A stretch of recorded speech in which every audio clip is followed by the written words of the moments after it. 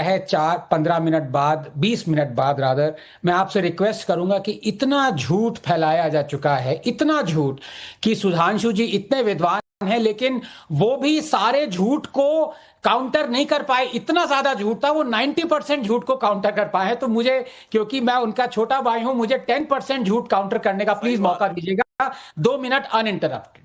पहले जो मेरे एसपी के भाई हैं फराज भाई, देखिए कितनी चालाकी से ये वो कोट कर गए, किताब ऐसे दिखा दिखा के।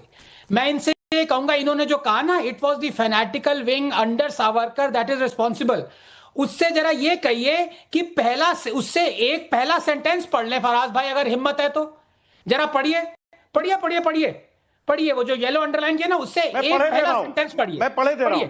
हाँ, आरएसएस के बारे में क्या कहा है वो नहीं पढ़ेंगे, पढ़े दे रहा हूं, बताइए, पढ़े दे रहा हूं, सुन, बोलिए बोलिए। मैं पढ़े दे रहा हूं सर। उससे पहले लिखा है, it is quite clear that no part of the conspiracy took place in Delhi, the centres of the activity were Poona, Bombay, Ahmednagar and Gwalior. Delhi of course the terminating अब नाविका इनको साइलेंट करिए, बट बाय नो मींस वो नहीं पढ़ेंगे जो आप चाह रहे हैं। आनंद रंगनाथन जी, आप खुद ही पढ़ दीजिए। आप क्यों परेशान हो रहे हैं? ये सरदार पटेल ने कहा था, it was not the at all but the fanatic, वो फैनेटिकल विंग पढ़ लिया।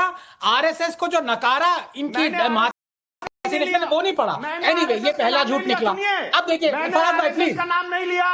दूसरा, जो मेरे दूसरे मित्र हैं, एक एक करके आ रहा हूं मैं, उमर साहब हैं, इन्होंने कहा कि सावरकर टू नेशन थ्योरी, ये खुद भूल गए, पता नहीं ये एएमयू से पढ़े, हो सकता है ना पढ़े हो, कहीं से भी पढ़े हो, लेकिन जो एएमयू के फाउंडर थे, उन्होंने, जो अब एएमयू है, पहले उसके फाउंडर थे सर सैयद अहमद खान। सावरकर से पहले उन्होंने टू नेशन थ्योरी की वकालत दी थी।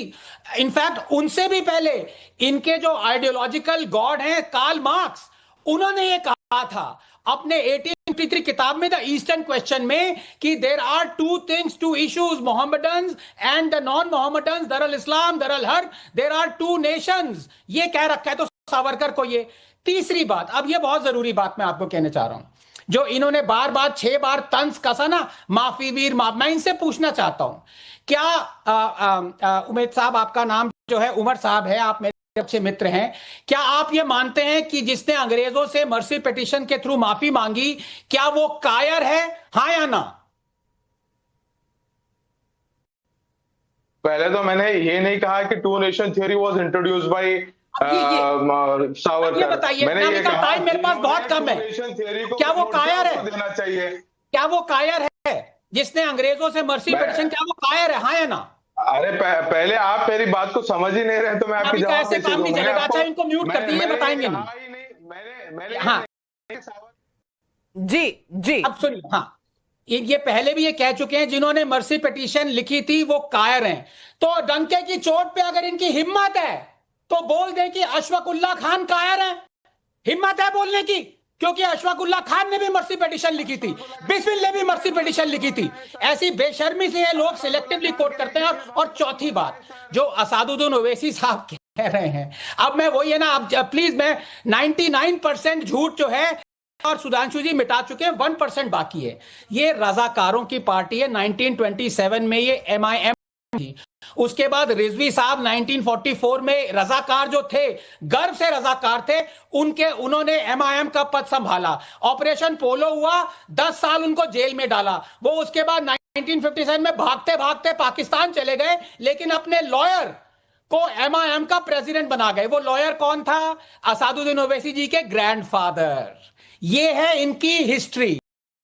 सुनेंगे तो तिल मिलाने लगेंगे। और पांचवी बात, देखिए, मैंने भी कपूर कमीशन पढ़ी है, जिन्होंने कहा कि Savarkar war responsible for assassination, लेकिन ये बताना भूल जाते हैं ये लोग कि हिस्ट्री ऑब्जेक्टिव होनी चाहिए। 2018 में सुप्रीम कोर्ट ने वही कपूर कमीशन को दोबारा से देखा और ये पाया कि हम उनके व्यूज पे सावरकर को इंडाइट नहीं करते। हमने जो उनका एक्विटल था 1948 का, वो बरकरार रखा, क्योंकि कपूर कमीशन में सावरकर के थ्रू जनरलाइजेशंस किए गए थे। अब इनमें से 5 फैक्ट्स मैंने दिए हैं, 4 फैक्ट सुधांशु जी ने दिए हैं, 9 फैक्ट दिए हैं। ये जो भी इनका प्रोपेगेंडा चल रहा है, ये अपने ढोलक में डालें, अपने गले में डालें और बजाते हुए निकल लें पतली गली से।